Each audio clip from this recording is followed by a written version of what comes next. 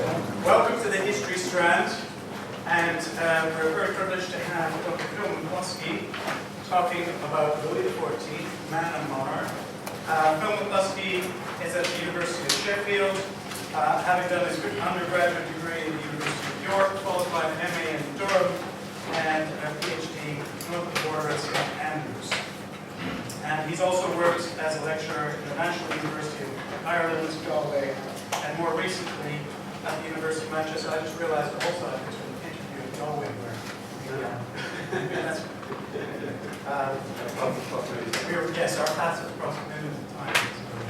But yes, without further ado, he's going to speak on Louis XIV. Thank you.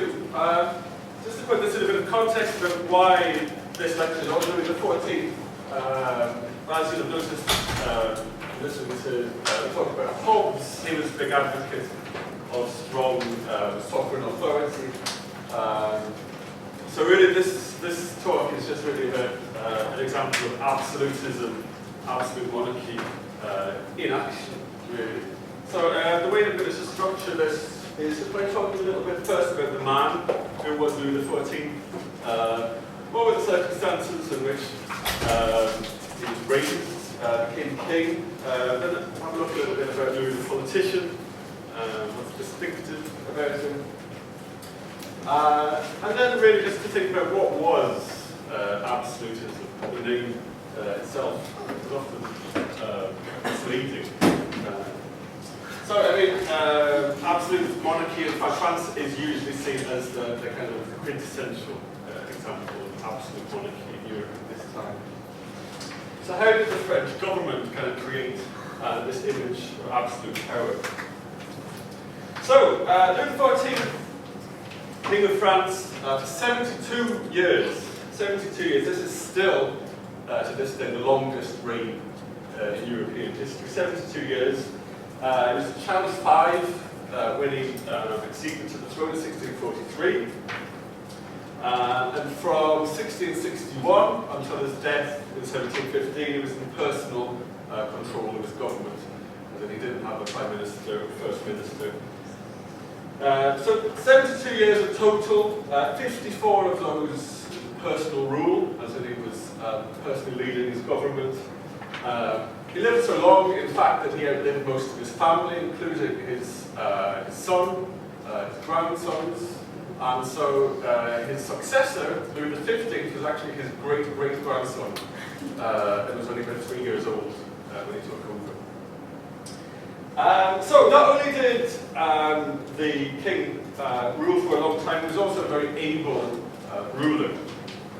The Sun King, as he's called, really, more than anybody else at this time, really stamped his own personality onto the era and really dominated Europe for half a century. Also a very controversial figure, Louis adopted a very high profile in his life. The French government had a very, very clever media campaign which publicised and exaggerated the achievements of France under Louis. A lot of contemporaries were very impressed by this. There was a lot of imitation that went on. And others equally in Europe have nothing but contempt and hatred. So it's a very, very divisive figure. Now there's two key issues, I think, Louis' reign. First is the development of absolutism. Second is the struggle for French domination in Europe. It's really the first of those two which I'm going to talk about in this lecture. Absolutism, as I kind of alluded to already, was constitutionally unlimited government. So this is the French monarchy's response to a period of royal weakness and instability, particularly in the 16th century. The late 16th century is a period of civil war. France, the French wars of religion. And so absolutism really develops largely as a response to that. And the system which Louis created in the second half of the 17th century is really the system which continues to exist in pretty much the same form, until it's all swept away in 1789. As I said again, the second point is really very aggressive foreign policy in Europe. Long seen as a bid for French domination of Europe. 16th century, as you might know, really belonged to Spain, golden age of Spain. 17th century in European history is known as the Grand siècle, the Great Century, which was dominated by France. But anyway, I won't be talking too much about that. It's really about more the first point we'll be focusing on. I'd also just say Louis XIV is quite a good, especially worth studying as an illustration of the great man theory of history. The argument that history is dominated and directed by highly influential individuals, usually men. So simply because Louis lived so long, because he exercised a considerable amount of power personally, I think he's a perfect example of one of these great men in action. So even allowing for larger social, economic forces, Louis XIV's personal attitudes and objectives, alongside of course his personal strengths and weaknesses as an individual, I think there's an argument to say that he made a significant difference to the history of France and Europe more broadly. So I'll talk a little bit about Louis' background. Now, Louis was the son of Louis XIII and Anne of Austria. Louis' parents, basically a dynastic marriage between France and Spain, despite the fact that Anne of Austria is actually a Spanish princess. Wasn't a marriage based on love, obviously, so it was quite a surprise when after 20 years of marriage, Louis XIV is finally born. It wasn't expected. It's seen as a miracle because they've been childless for so long. So Louis, the young baby, gets the nickname Dieu donné, God given. It's seen as a kind of miraculous birth. Now, Louis XIII died when his son was 5. His mother, Anne of Austria, ruled as regent alongside Italian Cardinal Mazarin, who's there now. Now, because this is a long period of regency, and there's no adult king, it's a very unstable period.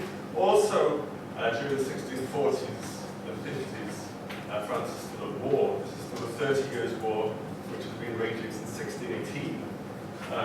Basically, it's an extremely difficult period where Anne of Austria is regent, Cardinal Mazarin are trying to keep the war going, trying to keep France together. Unfortunately, they don't.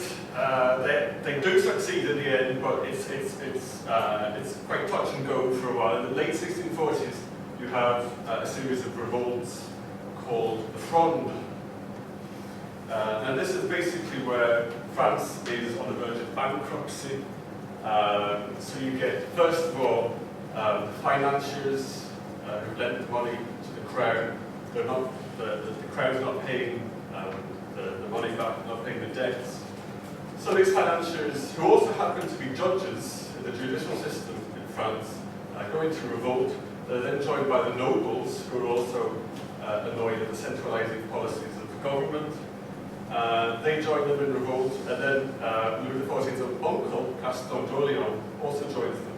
So this is a burgeoning kind of crisis that's going on in 1648, 48-49. Basically, just to kind of cut this very, very long, complicated story short, Mazarin is forced to go into exile briefly. He flees into Germany.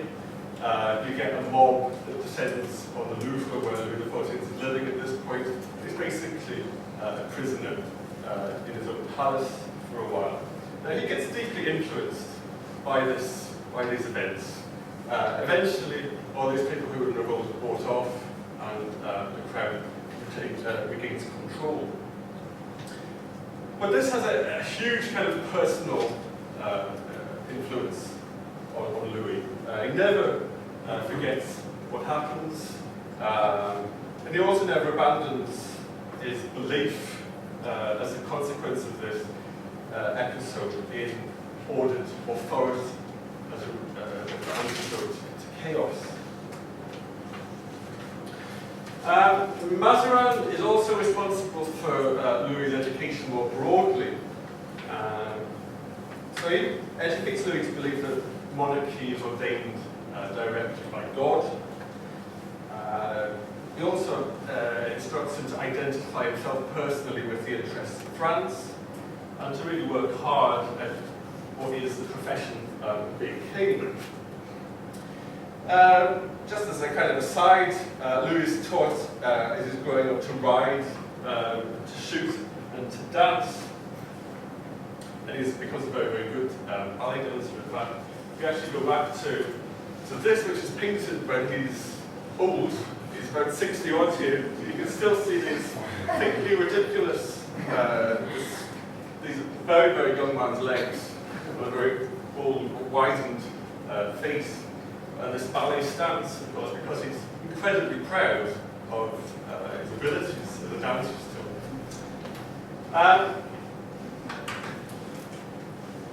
Not physically impressive, personally. Louis is only 5'4" tall. Those legs. Indeed. Indeed. He had to wear high heels. Again, you can see that in this painting. Trying to compensate for his lack of height.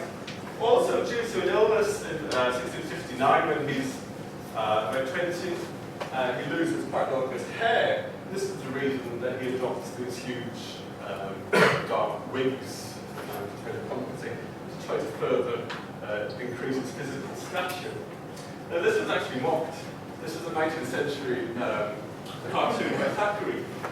And he says, "Thus do barbers and cobblers make the gods that we worship." And you can see this is probably what Louis actually looked like. Saw that. But I think there's something to that. But what Louis did possess, even though he didn't have this physical stature, was some kind of innate, really innate dignity and charm, which everybody who had ever met really commented on. Again, just as a kind of aside to get a flavour of the man, he's a man with really huge appetites, in more ways than one. He's noted for his gluttony. This might have been caused because his doctors weren't able to cure tapeworm, so he was basically always hungry. And if you read accounts of what kind of stuff he ate at meals, it was regularly things like 5 or 6 entire chickens at one time, that kind of thing. Equally, though, a huge appetite for sex, really Louis' relationships with women show him as his most egocentric. So, for example, one campaign where he's taking the court off to war, he makes all the women of the court go with him, and they're all required to dress as Amazons. So this really shows his kind of his attitudes in that way. This, though, I think really shows Louis as he wanted to be presented. This is from about 1670. The entire Bourbon family represented here as gods of Olympus. And it really shows Louis, I think this is how he liked to see himself, as the kind of paterfamilias. Louis there on the right, dressed as Apollo. Interestingly, because, this shows the kind of the dynastic mindset of the time. Even the young babies who had died in infancy or at birth are still represented as part of the family. They're there in these paintings at the bottom. Now, Louis actually married another Spanish princess, Maria Teresa, who was the daughter of King of Spain. And they had together just one son, the Dauphin. Maria Theresa herself was a fairly quiet, pious woman, never really had much of a strong influence on Louis, but he did have several mistresses. This is one of the things, if you read the Mitford book, something that she was quite interested in, this aspect of his life. Some historians have actually argued that his kind of private life was quite important. I would disagree. I think his relations with women undoubtedly affected his conscience, and maybe even his policies. For example, one of his long-term mistresses, Madame de Montespan, 12 years, she was his publicly acknowledged mistress, really did, to some extent, damage his reputation with the French public and with the church. Partly because it was double adultery. He was, of course, married to the Queen. She had a husband as well. This woman, though, the last of his mistresses, Madame de Maintenon, this was the last of his mistresses, and she was quite different to the ones who had gone before. He actually secretly married her. Once the Queen had died in the 1680s, he actually secretly married her. The morganatic marriage, which means she could never actually become Queen. Some kind of overtones of Camilla Parker Bowles, perhaps. Basically, she became a very, very, very powerful moral influence on the king, and they were very much soulmates. Contemporaries, people who were writing at the time, actually thought she had a lot of influence on politics. I think she probably had a lot more towards the end of the reign, when Louis is very, very old. And particularly when things started to go badly for France in the 1700s. They were in the last war of the reign. France was basically bankrupt. They're losing the war.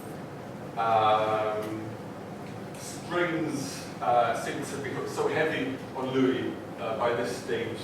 They seem to have had some kind of nervous breakdown in about 1705, I think. And she wrote to one of her friends that he would just sit in his private apartments and couldn't stop crying, basically. So she seems to have stepped in, I think, at this stage and exerted more influence. Okay, so moving on, I think, to talk a little bit about why he's been so well remembered as a kind of a politician, as a good king. Now,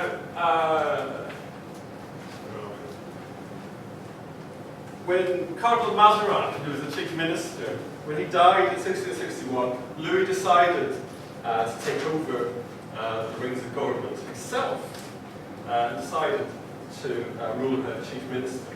This is what's commemorated here. This is the ceiling of the Hall of Mirrors at Versailles, centre of the ceiling, so it's the kind of the most important place in the room. And it seems to show that this is the most important decision that Louis ever took. The king governs by himself. It takes this decision. So you can see, basically, Louis is sitting enthroned, the female figure of glory, top right, is handing over the crown of immortality. Basically, it's saying that Louis is going to be governed by nobody, and he actually remains very sensitive about this throughout his whole life. At the beginning of his personal rule, the 1660s, he really surrounds himself with competent sort of old hands who've been governing France under Mazarin in the 1650s. He's lucky, though, I think, in that he assumes power at a time when there's some very, very competent ministers to help him. Primary among these is Jean-Baptiste Colbert, who's portrayed here as Atlas, upholding the whole orb of government himself. And he was the kind of finance minister, controller general of finances, reformed the state's finances, improved commerce, which ultimately led to the fact that France was able to field armies about 10 times the size of what it had been able to before. Now, the apex of the government was the council, which Louis personally chaired. This is like a cabinet. So Louis copied his predecessors, Cardinal Mazarin, Cardinal Richelieu, by saying that nobody, no matter what their rank, whether they were princes, nobles, whatever, nobody has an automatic right to sit in the council. Okay? So he breaks this kind of tradition. So Louis ultimately, this is the kind of known as the sort of the Bourbon Revolution government in the 1660s. Louis ultimately succeeds where his predecessors failed, because he's really an expert manipulator of factions in the government and the distribution of favours as well. So he's seen as a personal kind of fount of favours. He also manages to remain independent of all these factions, never has a favourite, never has a favourite minister, and equally important is that he remains accessible to everyone. So part of the whole image that's created of the Sun King is this whole idea of absolutism. There's no kind of circumscription on Louis's rule. This is the idea that, I guess, absolute authority is his, but it's delegated through, delegated and implemented through officials. So basically, it's a kind of a God-given divine right to rule. So this is the political discourse of this time in France, dominated by this theory of absolute power. Just to give some kind of examples of how this manifests, perhaps the best example is the Gallican Articles. So this is 1682. Basically, the Assembly of the French Church votes on these 4 articles, the so-called Gallican Articles, which are specifically designed to assert royal power over the church in the ecclesiastical affairs. So, for example, it says that the king is allowed to appoint bishops whenever he wants to. He doesn't have to refer to the Pope. He's allowed to take the revenues of the church when there's no bishop in a particular diocese. Various things like that. Basically, the king is subject to no earthly authority, i.e., he's not subject to the Pope. He gets his authority directly from God. Obviously, the Pope isn't very happy about this. Louis generally has a very overconfident relationship with Rome. The Pope's very critical of what Louis is doing, particularly these Gallican Articles. And the Pope actually has Louis excommunicated in the late 1680s. They managed to kind of patch up this rift later on, but it does a lot of damage, actually. Equally problematic in terms of this whole idea of absolutism is what Louis decides to do with Protestants in France. Now, France still has, in the late 17th century, quite a sizable minority of Protestants. And with them, Louis is also keen to impose his own vision, this vision that I was talking about of an ordered society.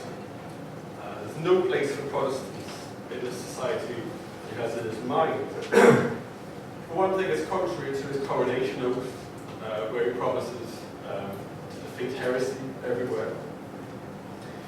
And he becomes more and more intolerant of the Protestants as the reign goes on. So by the 1680s, you have this notorious policy of the Dragonade, where particularly violent soldiers are billeted on Protestant families and forced them to convert at gunpoint, and it leads to some conversions. But hundreds of thousands of French Protestants are basically forced into exile. Something like 200,000 are forced to leave in about 1685-86. Refugees go to England, the Netherlands, and Prussia. And this is one of the kind of the key turning points in the reign. It turns most of Europe against him and has serious repercussions in terms of his foreign policy. I think this is also indicative of really the second half of the reign has a very, very different feel, different atmosphere to the first half. And as I said, the mid-1680s, when Louis revokes protection of the Protestants, is really seen as a turning point. Also, of course, this is the decade, this is the time when he moves the court to Versailles. The monarchical order of everything becomes really fixed, rigid, said you can set your watch by what the king is doing at a certain time of day. I'll say a bit more about that later. But it's also the 1680s onwards, the period of almost constant war. And this new politics, the grandeur, really starts to ring a little bit hollow after this point. Also, by the 1680s, of course, the king is getting old. For this period, he's already an old man. He's not in good shape physically. He has 2 operations in the mid-1680s, one of which is a kind of a botched operation to remove some of his teeth, where the surgeons actually mistakenly take part of his palate away as well. So it said that when he drinks something, it'll come back to his nose. The second was actually more serious. To cure.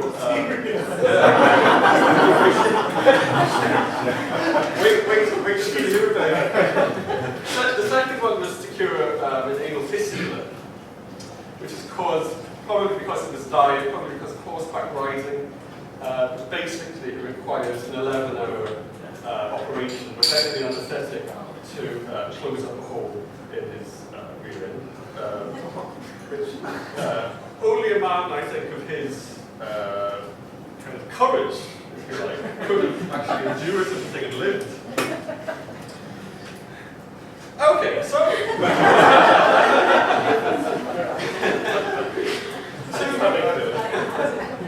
moving on to talk about the court a little bit.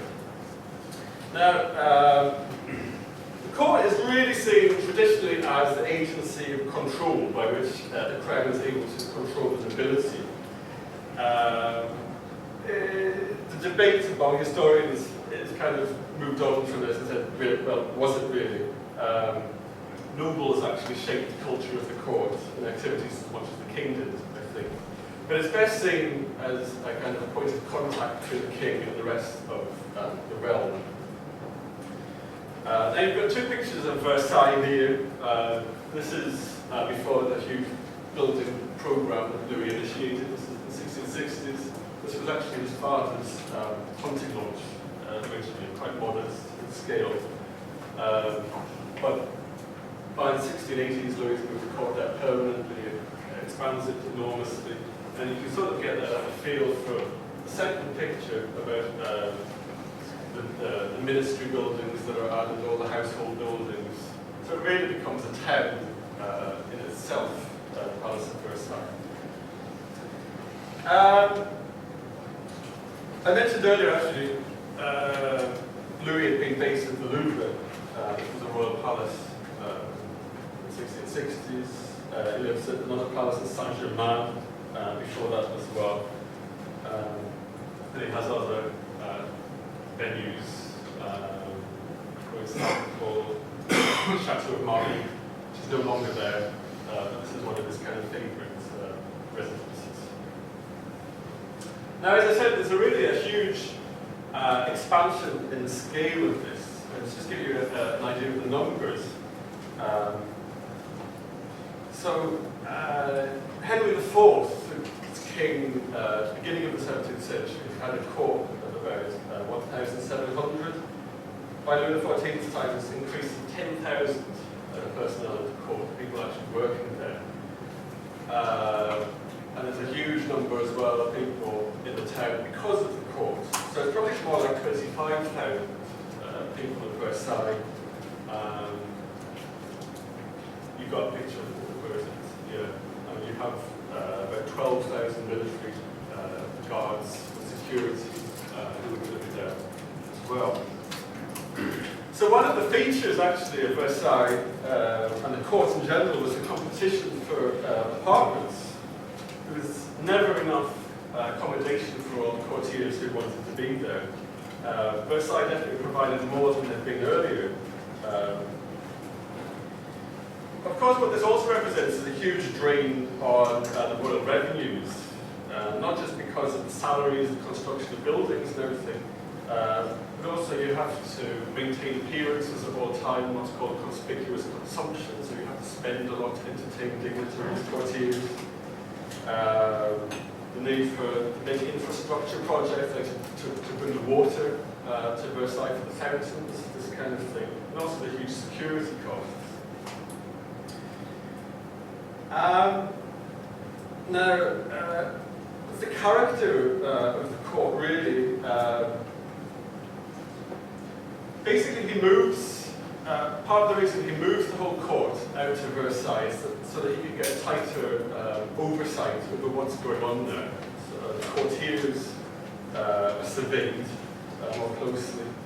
I think it's important not to see them as prisoners per se, but attendance at the court at Versailles was necessary for at least part of the year if they wanted to keep the king's favour.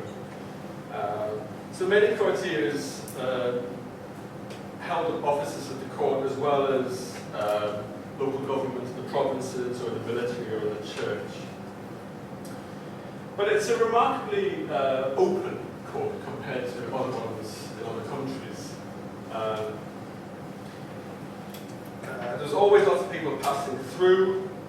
It's always possible to see the king. Whoever you are, it's always possible to see Louis. If not to get close to him, it's always possible to see him processing through.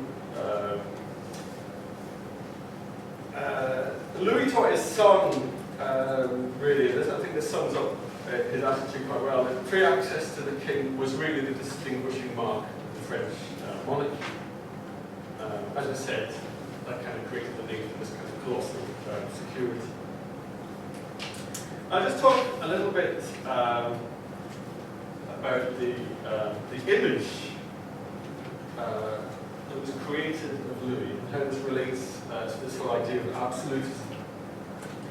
Now, I think it's a fairly commonplace thing for anybody who studied early modern Europe, history of early modern Europe. It's a fairly commonplace thing to say that early modern European rulers were extremely concerned with their images, both kind of metaphorical, visual, literary.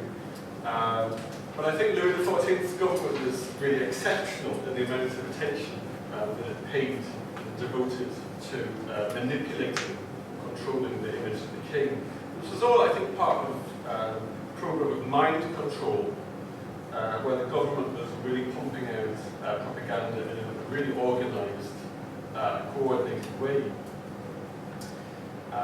So for Louis and his ministers, the aim was really to understand and re-establish the natural order of politics and society. So this kind of propaganda campaign is really integral to this whole thing of re-establishing order.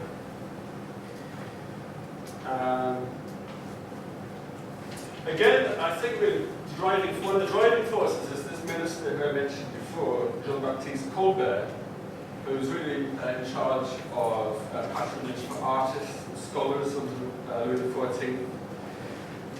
But Louis himself is also very, very important. He personally believed it was crucial that the monarchy should set the tone and taste in the arts, especially in this post-1650s world, and gives the greatest support possible to scientific endeavours of natural philosophers and things like that. So, as I mentioned, the king himself was really obsessed with restoring order and certainty to French society. Colbert himself founds what's called the Petite Académie, the small academy, in 1663, which is a kind of a think tank of literary scholars who advised him on all the kind of intellectual underpinnings of everything that the monarchy does in terms of royal public works, decoration for the palaces, propaganda. So there's always like an intellectual underpinning behind everything they do.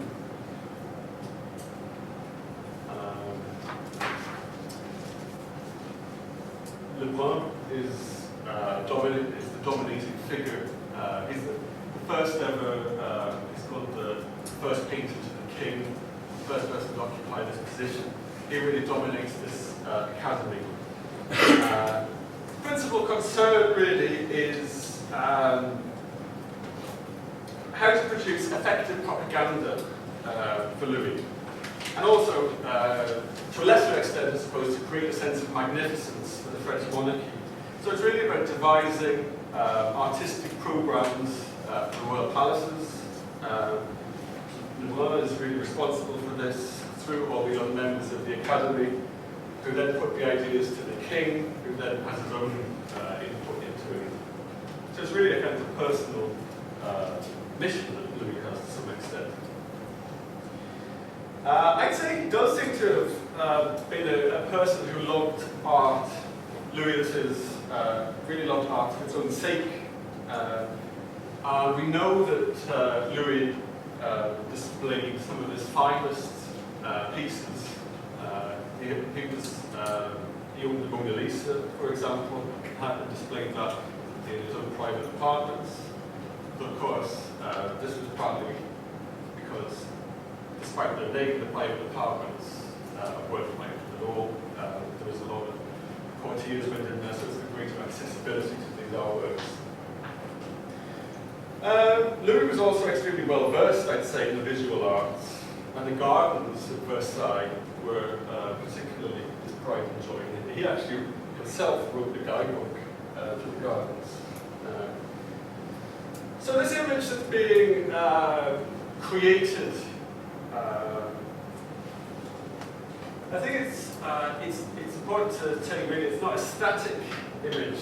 I mean, as I said, it's a very long reign, so artistic tastes do change through the course of this reign. 1690s in particular, you see a shift in style away from Louis portrayed as a classical hero, which he'd been when he was younger, to much more realistic representations of him. I think this is quite interesting. You can see him age. So you can see this in the portrait. If you think of somebody like Elizabeth I, the portraits of her, you never see her age in any of the paintings. So even in the 1590s, which is in her 60s, she looks pretty much as she's done since the 1560s. For Louis, this isn't the case. And I just put together some of the images, and you can see how his image does change. And you can see it discreetly aging throughout his reign, particularly this one, of course. So you can see how the styles do change. This is actually, if you ever go to Versailles, this is still on display there. This one where this is one of the last portraits of it. And this is actually, I think, bizarrely lifelike because it's made of wax. And I think you couldn't get a better representation of it.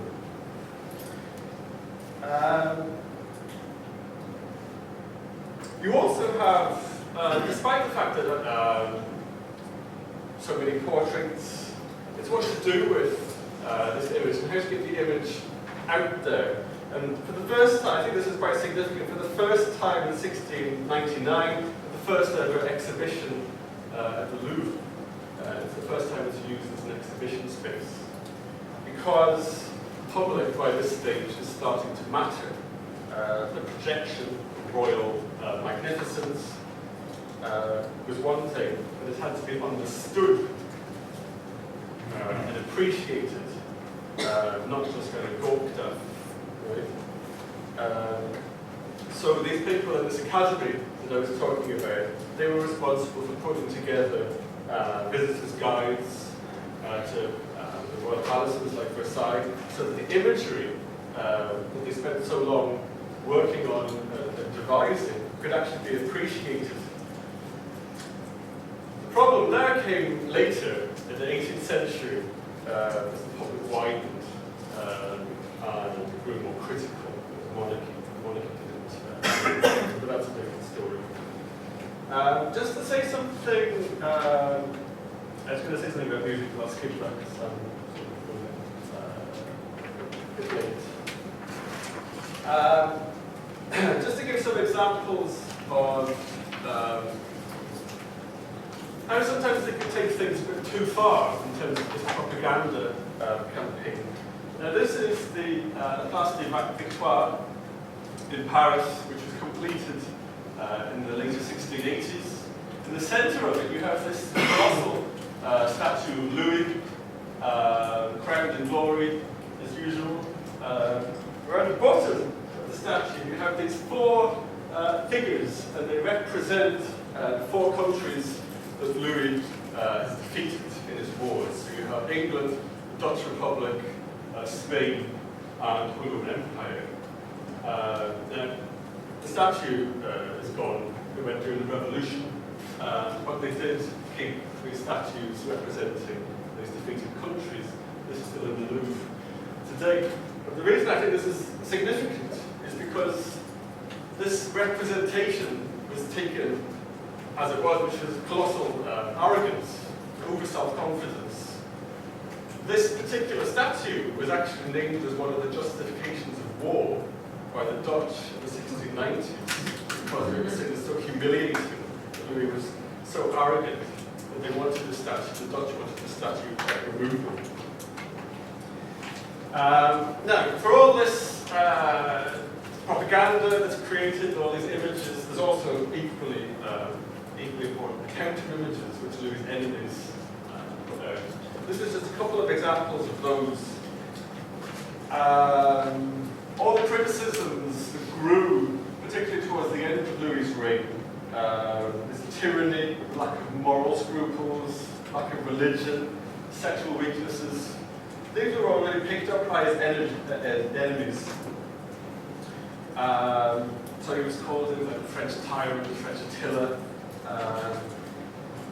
Now, this image here, you've got Louis supposedly beating the retreat in war, followed by his harem of women who were his army. So it's kind of highlighting his cowardice, his cowardice. This one is kind of picking up this image that Louis himself liked to portray himself as Apollo, but this has changed him so that he's actually Phaeton, who's left the chariot of the sun get out of control. It's actually being led by Madame de Maintenon. So this is a kind of critique of his mistresses.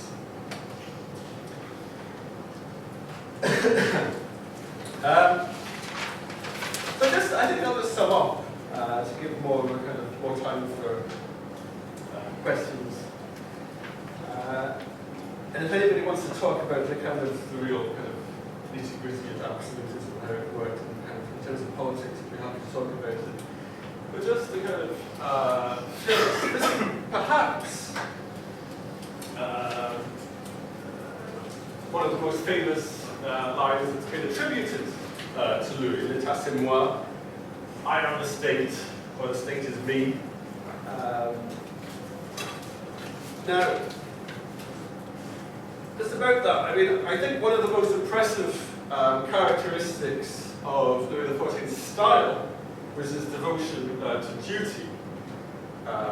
He wrote memoirs in the 1660s which were designed as an instruction manual for his son when he became king. And he describes the job of king as this delightful pastime based on his own self-identification with France. Basically, France and himself were the same thing. He never actually said this, l'état c'est moi. This is something which has just been attributed to him later, like Marie Antoinette saying, "Let me be king." But he did, on his deathbed, I think, say, "The king dies, but the state is immortal." And this, I think, reflects his political philosophy more than anything else. He saw himself as the embodiment of the state, but also its servant. And where he went wrong, which he certainly did to some extent, is where I think he confused the welfare of the French people with his own personal prestige or glory, and the interests of the Bourbon dynasty, and placed that above the interests of France. I don't think so. Right, thank you very much.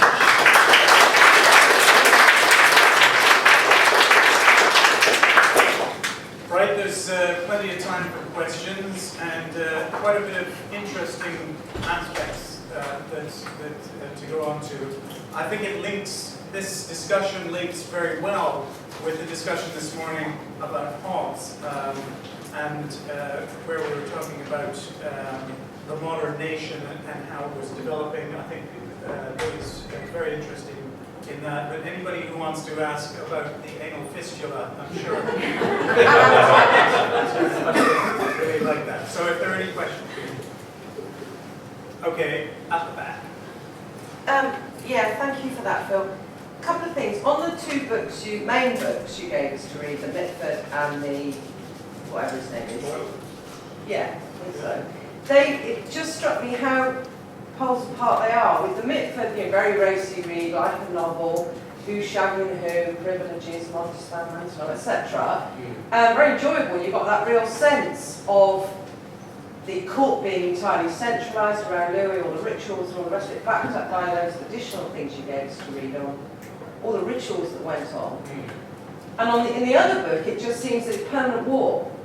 And Mitford is more saying Louis doesn't give a shit about foreign policy. Then the other book, you wonder if there's any time for the court, because it just seems to be not just the early, fronts and all the rest, not just the rebellions, but a constant foreign war throughout his reign. So, and I thought, well, is there a book that we can somehow marries the two, which I was looking for? So you get a real balance on this.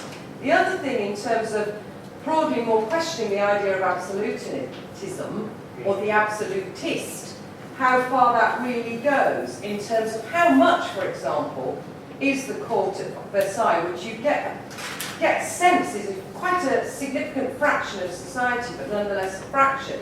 How far does that go? Is it a major portion of the nobility? Their time is there at the court. How far is he really able to maintain control of France, especially given all the rebellions and wars and what seems to be constant fracas over every form of taxation going? How far does that really work in terms of how far does Versailles really work? Quick thing.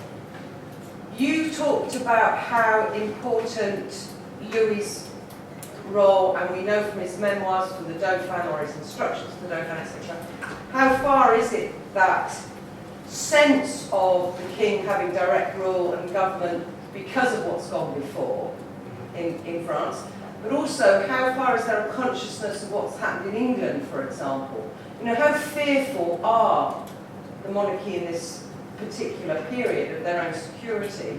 And secondly, how far does what happens under Louis, in fact, although we know there's a huge gap, lay the basis for the French Revolution? Yeah.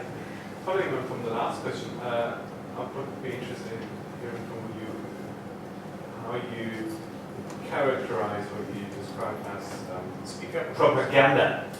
You were saying that they were, putting a lot of effort in propaganda. And following on from the last question, do you think that, would you see that propagandistic effort as a response to insecurity and being questioned somehow? And then the second thing, following on from that, is how can you propagandistically defend or argue for a God-given king? I mean, if you are a God-given king, there's no real need to persuade people from being God-given. So it's a bit, I don't really know how that worked out, I'd like to know. Right, at the back. Follows on from those points. You asked, I would put it not how absolutist was he really, but what was absolutism all about? What was the content of absolutism? You both sort of picked on the fact that it could have been a response to a sort of insecurity of the Fronde, so as a reaction to sort of insecurity. But what strikes me about Louis XIV was how he decentered God, he decentered religion, and he put man at the centre, he put himself at the centre. So for me, what's striking about Louis XIV is how he seems to be influenced by sort of Renaissance humanism. So the whole function of his rule was personal glorification.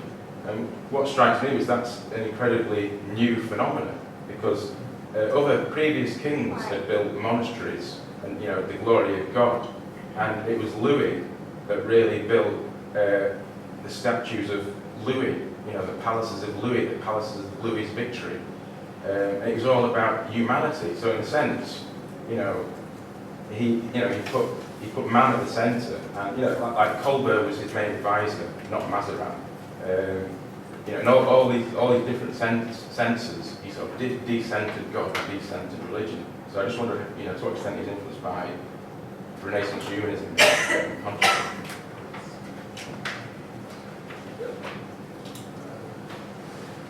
Okay, so just to start off about Mitford,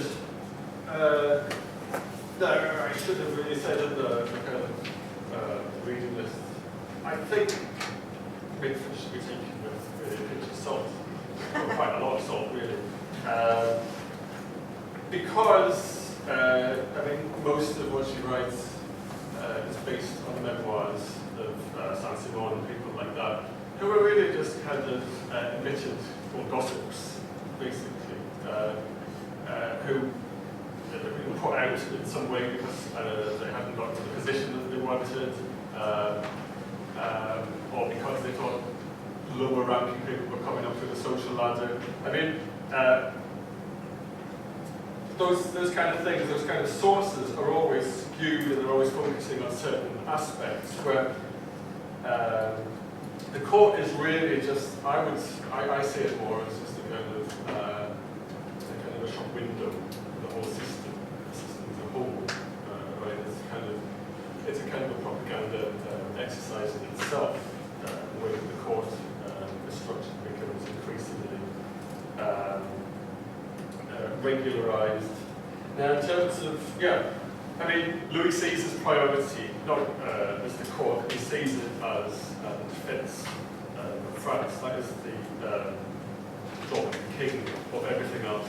In fact, the king really is not supposed to get involved with domestic politics. That's really supposed to run itself on the local level.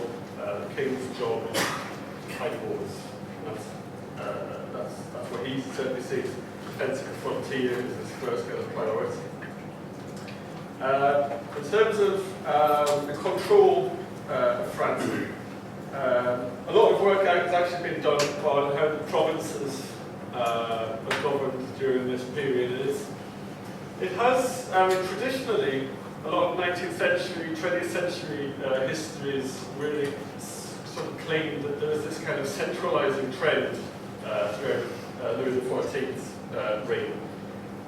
And that's not actually the case, or the latest work has shown that it was far more a case of collaborating between the king and his ministers and the nobles and the officials who were already there in the provinces. So it wasn't like the king was getting rid of existing provincial government, replacing it with his own. Consciousness of what happened in England, he doesn't really say much about that in his memoirs.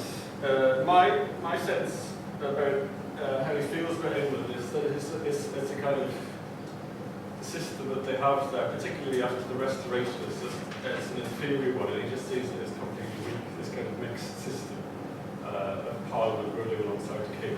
He just sees it, it's nothing ever gets done, and you can't rely on Charles II as an ally, because Parliament's not going to give him money that he needs to fight wars and things like that. And the other thing he said was about the French Revolution. I actually think a lot of the long-term seeds of the revolution were planted in Louis XIV's reign, even though there's an intervening period of about 70 odd years. I think because it's, and the key thing is the wars towards the end of the reign were on a scale that had never before been seen. The 9 Years' War, the 1690s, and the War of Spanish Succession, 1702 to 14. Nobody had ever seen a war on that scale before. In terms of what it does to France's finances, it's absolutely ruined. So basically, they tap the wealth of the elites for the first time towards the end of these wars. They tax them for the first time, the nobles, the church. And these elites are so resentful of this that they become so deeply entrenched that they refuse any kind of attempt to reform later on, because they have this memory of what happened during Louis XIV's reign, of their wealth being taxed, and this could happen again. So a lot of the structural problems, anyway, that come in the 18th century later on are caused because these elites are so resistant later on. And of course, if you look at what happens in the 1780s, when the Crown tries to bring in reforms, it's precisely those people, the same people who block them, and that creates the crisis in 1789. Okay, so moving on to the next question, which was about propaganda as a response to insecurity. Yeah, I think that's a valid point.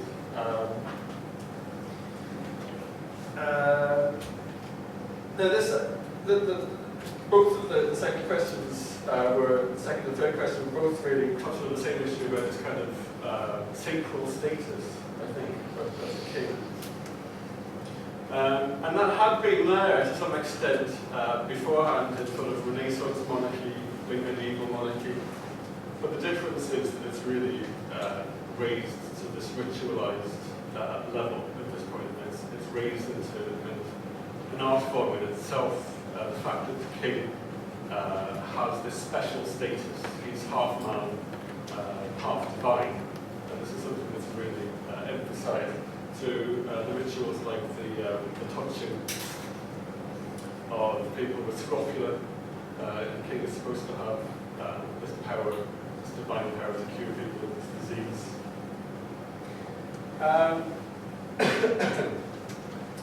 I don't know about the question about it's highlighting humanity. I think it's the opposite, really. I think he's not claiming that he's human. He's claiming that he's above human, and that he's trying to, by having this really kind of ritualized court, the fact that you can set your watch by what he does every day, is really elevating himself above the rest of humanity. And it is personal glorification, but I think it's completely different to what Renaissance humanism was trying to, the message from there. Yeah, anyway. Right. Over there.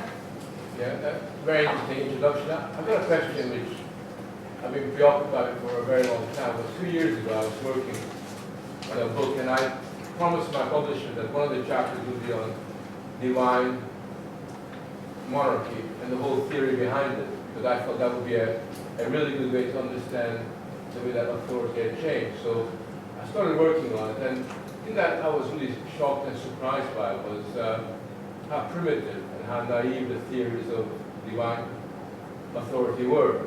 It was almost like a very defensive, very hesitant kind of, very superficial attempt to kind of almost pump up authority, very much background to it. And when I looked at the philosophers and the theories of divine authority, particularly in France, they really are passing figures of no great, sort of significance. And I'm just wondering what you thought about that, whether that's a right impression, or there was more to it than Boston and all these people. But there was a kind of more intellectual class behind it. And Secondly, I think that one thing that can relate to that is I think that precisely because absolutism was so feeble as a kind of a convincing sort of theory, that propaganda became so important. The whole, even before public opinion was constituted, you already had to begin to shape what would in the 18th century be called, the problem of public opinion, and it's that which kind of forced French society or the French court to really pay so much attention to the presentational aspect. At the back?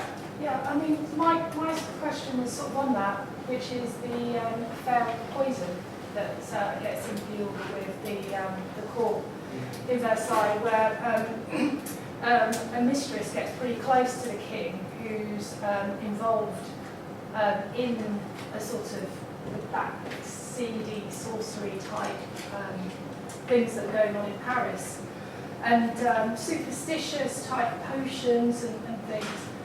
And again, do you see that as big a issue as it is made in by some academics in terms of the culture of the court and the need to kind of protect the kind of the notion of like being the king being very rational, or is there something in there? Do they need to defend the view of Louis, because of a public?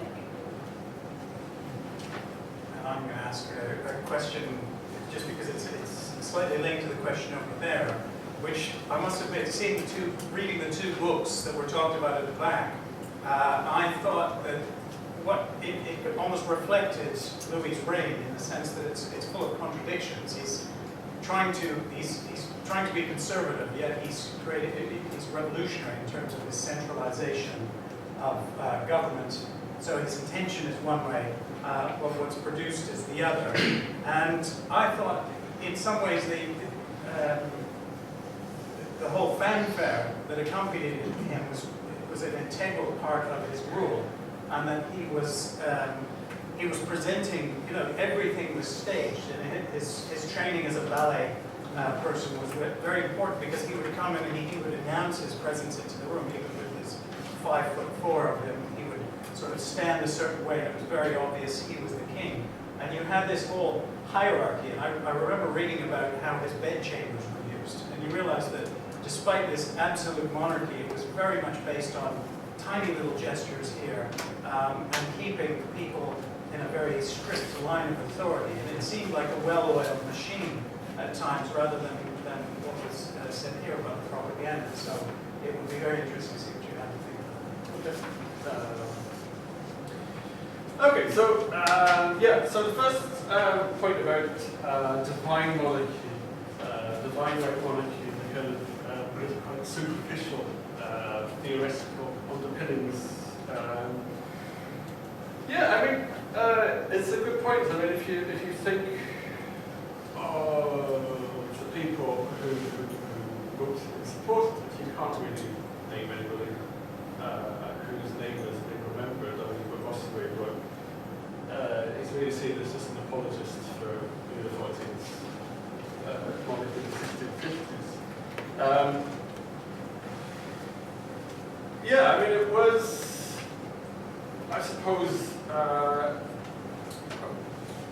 product of its time, and it had a very limited lifespan. And the thing that we see that happens already by the 1690s, particularly 1700s, is that the whole thing is starting to be undermined. And then, because by this stage it's kind of what's called pre-enlightenment, and then certainly by the 1740s, it's really eroded. There's very little left in terms of the credibility. But you have to remember, I think, that what the monarchy does have to support this theory is that they have a kind of a whole line into everybody's soapbox in France, because they have control of the church and what's read out in sermons and churches and things like that.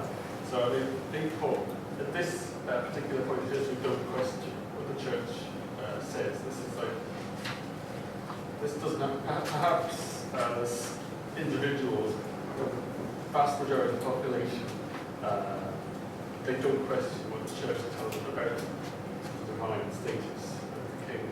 So, from our point of view, yeah, I think it hasn't been, obviously this is the test of time as a political theory. Whether absolutism feeble, yeah, I mean, that does explain to a certain extent why propaganda is so important, because the state is fairly weak, or it's very weak still. So propaganda is one of the main ways in which the government asserts itself. I think that's a very valid point. And it is about the creation of the image and absolutism, as opposed to what historians are debating what absolutism is now. What absolutism was then was a kind of a vision of society, which is basically based on propaganda. So it is, you're right, I suppose, it's fairly flimsy, right? The state has got increasingly kind of long arms in what it can do in terms of extracting taxes and things like that, but the grasp is still extremely weak.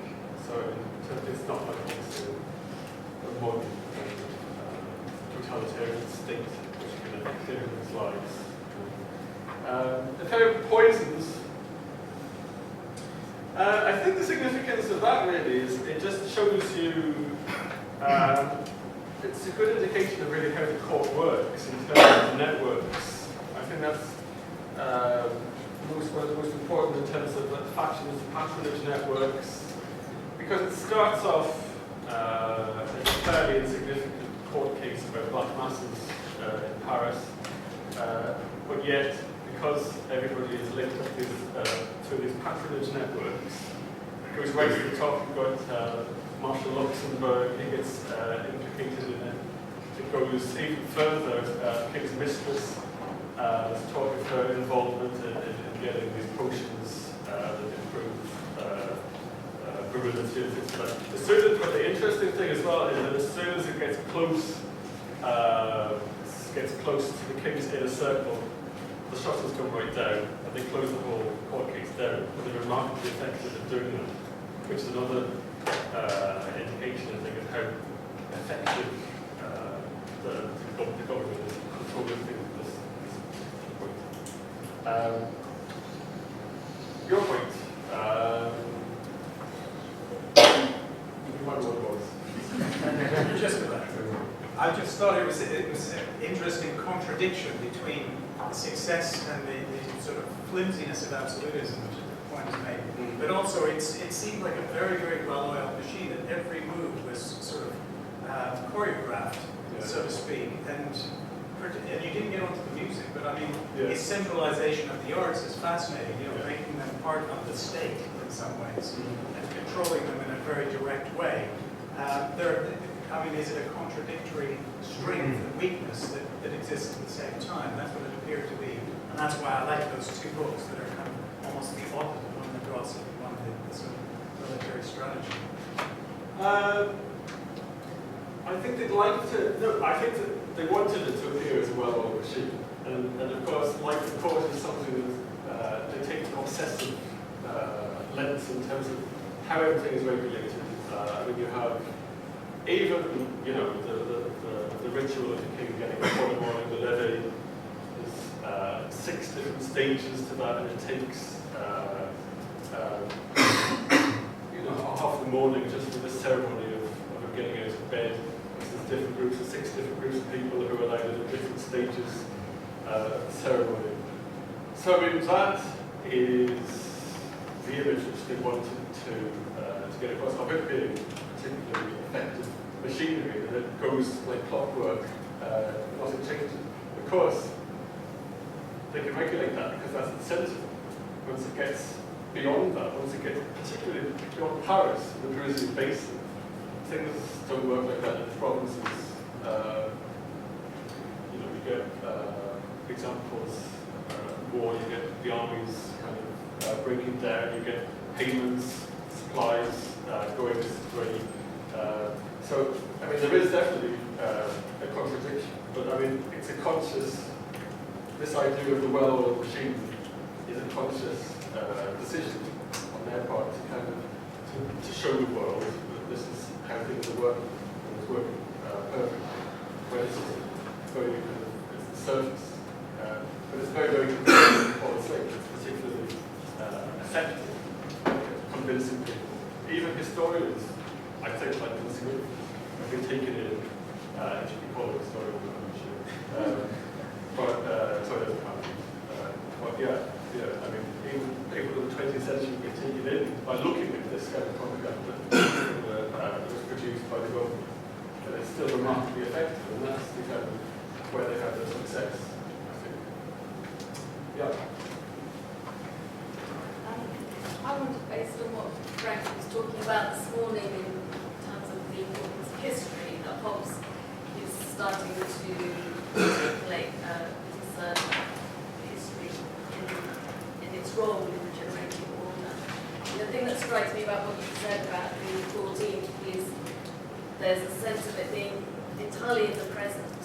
It could be that I don't know about whether there's any historical discussion that he doesn't have, but from commitment, which sort of read, I don't have a sense that this idea of the legitimacy of the king comes through a sense of the development of France or the French history or anything else. And I'm interested in that because it seems like, as Kevin was saying, the idea of culture and that centre of things has a particularly presentist quality to it. It's about now. There's a certain new sort of celebration of the new and the novel that seems to be expressed for the first time. So somebody said, how do they build on classical humanist tradition? The thing about Versailles is that it's almost like there's really more than about that tradition. We're creating a whole new order for ourselves.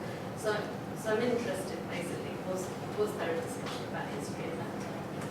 The second question was about morality. The thing you do get from the Mitford book is this personal torture and broader political anxiety about that the king has no personal morality sometimes, and tries to help construct a sense of personal morality. But was that just Mitford's preoccupation? I mean, was it a problem? Penny, I can't hear you. Sorry, was it a problem that Louis XIV didn't appear to have any personal morality? You mentioned it, but I wasn't quite sure to what extent it generated broader anxiety. That's the report. Right, lots of hands now. Gentleman in the beard. Can I just take up the point you ended with, really, the resilience of this propaganda exercise, really? I mean, if you derive your knowledge of Louis XIV very largely from Three Musketeers, I mean, there's a fully paid-up liberal revolutionary in the 1840s who obviously is in love with Louis XIV, absolutely adores him, adores what he was and what he did. It's strange, really, that this whole system, which, as you imply, more or less got pushed over in the revolution because it was hollow, was in a way, at least on the glamour side, picked up in the 19th century. And gentleman at the back, yes. I guess I'm just interested in how you would see what Louis conceives of as what Louis is and what the state is, because in a sense, I mean, in talking about the kind of propagandistic element, the spin element, if you like, that there's an almost kind of instrumentalist and deceitful account. You know, we know we're not quite working that well, but we're going to let on kid on that we are. You know. And I'm not sure that can quite be right. I don't think that's what you said, but I mean, there's a sense in which that's one interpretation of what you're saying. And I don't think that's quite right. So, I mean, how does Louis understand who Louis is and what Louis is? And the reason that I don't exactly mean psychologistically, but what is the king to the king at that point? And it struck me that there's something interesting in the two quotes, the kind of attributed but not true. I am the state. The state is me as a ruler, as a half man, half god. All very well. And then this real quote, as you suggest, at the end of his life, that the king dies, but the state lives on. I mean, they seem very much in contradiction to each other. And although this one is unreal or untrue, it does seem to sum up a lot of the presentation and a lot of what I had previously understood to be the kind of personal characteristic of absolutism. But the idea that actually the king goes and yet this thing that the state is carries on, something distinct from the king, seems very much in contradiction to that whole model as I'd understood it. So I'm just wondering if you could pull that part of it. Right, gentleman there. Yes, I was just wondering to what extent Louis was successful in passing on this way of thinking of monarchy to his immediate successors, and where if they differed from him, was that really a difference in personality only, or was it also because of the growing disillusionment with the idea of divine monarchy with the Enlightenment, and because of the financial problems and things like this, so external factors? Or was it just because of their personal differences from him? Yep. Okay, so starting with the question about history. Yeah, it's not a very historically interested period because they are very presentist in terms of they think there's awareness, I think, that they're living through a quick period and that all the interest should be on what's happening now. So there's this quote I remember, I think it was 1669, where Colbert, as minister, writes to the king something like, just be aware that we are living through an era of great things right now. You don't have any real important histories written during the reign at all. You have, what you do have is things like the medals which are struck to commemorate particular events, but of course that's done on behalf of the government through one of these academies. And also, I mean, history is you know, we would understand it as a critical kind of exercise. It didn't exist in France at this period anyway, because I mean, this is a period where you don't criticize things, you don't question, you're taught not to question things too much for what you might. The church, who's in charge of education, obviously, says don't.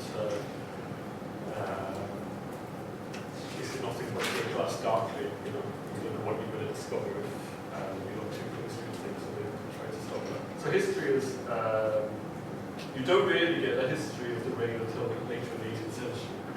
And interestingly, I think, I mean, this goes back to the second question, which is about how 19th century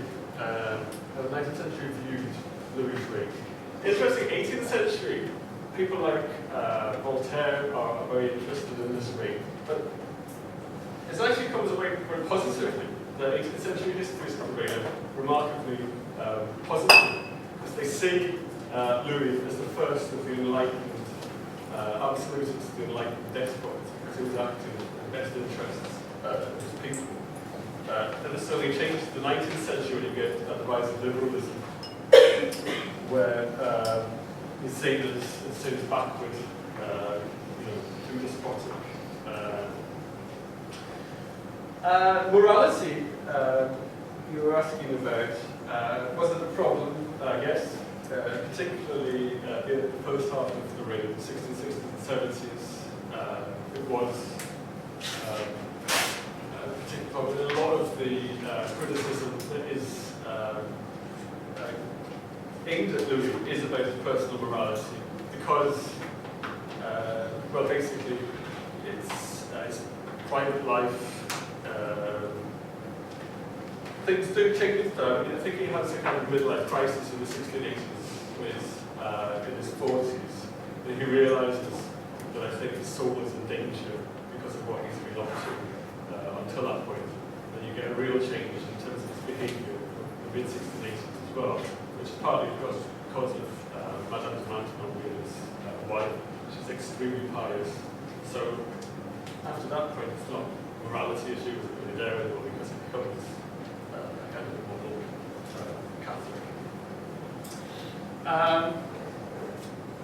So I mentioned about the 19th century, but just to come back to that a little bit about the idea that the whole absolutist system was hollowed and was pushed away in the revolution because it was easily pushed away. That is something which historians have been looking at recently, and the idea of divine right monarchy certainly had lost much of its. People didn't believe that the king was sacred anymore by that stage. Or a lot of people didn't believe it. But the system in 1789 did still work, and people believed in it. This is one of the things that people who are working on the revolution have really highlighted recently. It isn't just this corrupt old regime, the Austrian regime. It's actually remarkably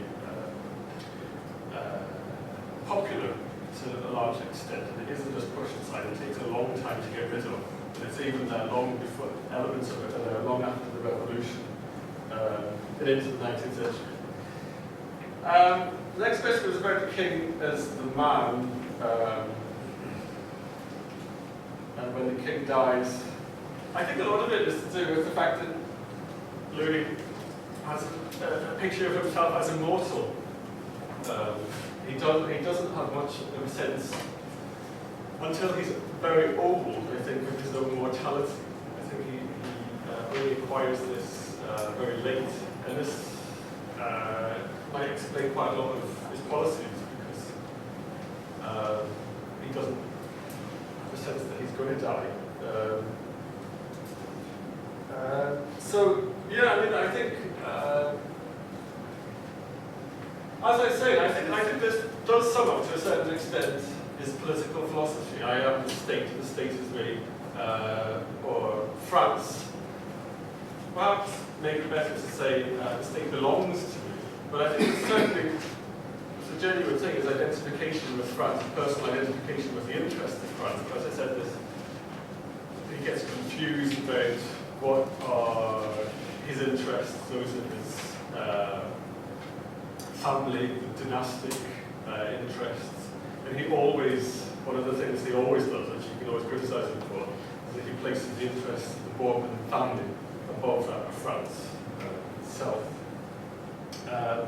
Regarding the question about his successors, that's an interesting one, I think, because it shows how if you look at Louis XV to Louis XVI, it really shows you how the system was created by an individual with this kind of superhuman strength, political ability, levels of energy, and the system didn't work nearly half as well under Louis XV to Louis XVI. They didn't go through with all this ritual. They withdrew. They refused to do it. They didn't eat in public like he had. They shunned all of that. Louis XV particularly was a bit of a manic depressive, so he would retreat into his private apartments a lot of the time. And the propaganda campaigns that the monarchy did through the 18th century under those two kings were really completely effective. Particularly because you've got a growing public sphere. But by the 1750s, when it becomes really important that the monarchy is really pumping out propaganda, effective propaganda, it isn't. There's no big architectural projects, or not as many as there have been. The representation of the royal family is fairly feeble, and it continues to be like that. So I think that's a measure of how effective he is as a politician. Just on that, it's also probably there's an element that England is in the ascendant at that time, and France is beginning to come unstuck. That might have contributed to that as well. Two questions, and that's it. Anybody proceed in the back? Okay. Hi, I'm just wondering about your point about him not having a sense of his own mortality, and coming back to your point about his placing of humanity at the centre. Why is he allowing himself to be depicted aging in portraits then? If, you know, Okay. sorry, that's it. No, just on the wars, the other side of things that we read about. I mean, how central was that in terms of image, propaganda, rather than the rational basis for it? I can understand the wars against the Dutch because of it being a republic and the religion and so on. But it seems to be quite a self-destructive system in the end, because you have to be constantly at war for image and propaganda reasons. I believe Louis XV, was criticised because he didn't go to war enough, because that was the role of the king. So you ended with this, the system had a very self-destructive element to it. Okay, yeah, the first, it's a very good point actually. I think again this is something which really changes. I think it's again this dividing line when it really becomes aware of his aging from the 1680s. He really becomes a different person, I think, and so. So I think it's partly that, and also partly I think you have stylistic changes. As we say, we're 1690 in terms of pictures start to come in, and the younger members of the royal family are employing painters of a completely different style, who are much more sort of realistic in terms of depictions rather than previous style, which have been much more sort of neoclassical, even moving towards early kind of rococo stuff. So I think you've got partly I think it's partly the king develops a growing sense of his mortality, and also the stylistic changes. But as I was showing, I mean, you get still with the depiction of the legs, which shows he hasn't really accepted that he's kind of not even man anymore. In terms of the wars, I mean, one of the things that Louis XIV said to Louis XV on his deathbed is, "I've loved war too much." But as you're right in saying, the system pretty much depends on war. But because I mean, part of the whole system of honour at this time, in terms of noble culture and everything like that, you have to be fighting. You have to be, and there are periods of peace, particularly early on in the reign, where people are clamouring and saying we have to go to war at the first possible opportunity because we need to be able to prove ourselves as noble. Right. So the thing is, though, again, after this kind of turning point in the 80s, he loses the initiative himself, which he had earlier on. He's the one who's declaring war on places like the Dutch war. After the 1680s, it's everybody else declaring war on him, and basically he ends up all of Europe against him. He loses control of the agenda. Yeah. Right, well I'd like to hopefully join me in thanking Dr. Kevin Yuill.